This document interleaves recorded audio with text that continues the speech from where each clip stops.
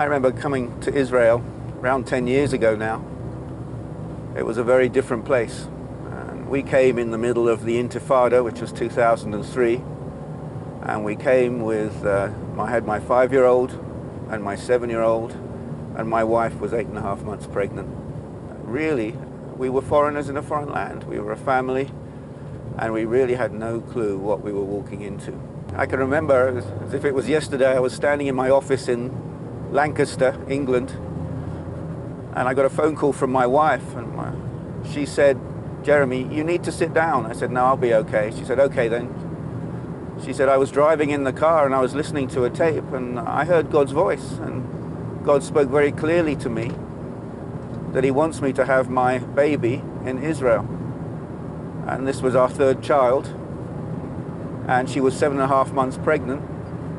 And I said to her very clearly, I said, I can't just leave because God has told you to have a baby in Israel. So 2 days later, I was woken up in the middle of the night with a scripture. And that scripture changed my life and my heart. And I went back to sleep, and I woke up in the morning, and I was going to Israel. My wife was so far pregnant that we couldn't fly. She was 7.5 months. It was too late to fly. So we didn't know how we were going to get to Israel. A few weeks later, I was teaching in Germany, and I had a phone call from my wife. She said we could take the train from the Eurostar port in London to Germany. We change trains. We get the German train from Germany to Poland. And then we get the 26-hour train from Poland to the Ukraine, where we catch the boat that was bringing the Jews back from Russia, the former Soviet Union, down to Israel.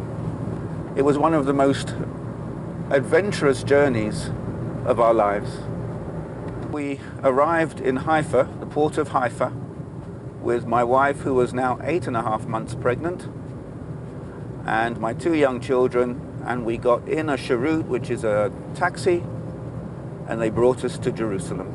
I remember it as if it was yesterday. It was September the 8th, 2003, and we arrived in the hotel.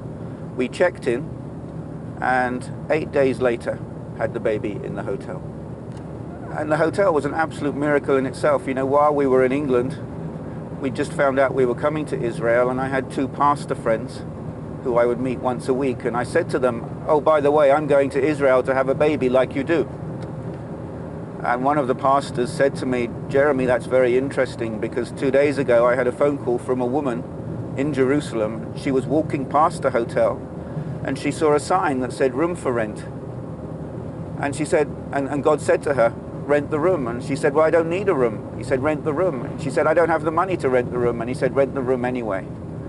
So out of her obedience, she rents the room and rings my friend in Morecambe and says, if you know of anyone coming to Israel, there is a room waiting for them. So we knew God's hand. We knew it was Him. And so we didn't know how we were going to do it, but we were on our way. This hotel was our home for the first 3 months in Israel, and it's where our 3rd child was born 8 days after getting off the boat at Haifa Port.